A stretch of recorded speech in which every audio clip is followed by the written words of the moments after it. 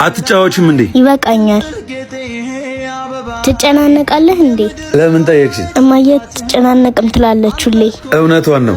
ከእናቴ ጋር አብራችሁ መኖር አትችሉም? አሁን እናትሽ ደስተኛ ስለሆነች እኮ ነው የተለያየ ነው። እሷ ተደስታ አታውቅም። ለምን? ሁሌ አንተን ታስባለች። ሰዎች ደስተኛ ነው ሲሏት ትናደዳለች። ለዛ ነው የምትደውለው። አንቺ ይሄንን ለምን አወቅሽ? እንደወለዳችሁኝ ብቻ ነው የምታውቁት?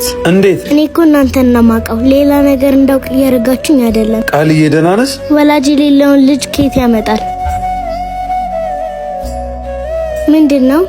ጭንቀት ማስታገሻ ነው። ከዛ ደህና ትሆናለህ። ቢያንስ እኔ ጋር ይቀራል።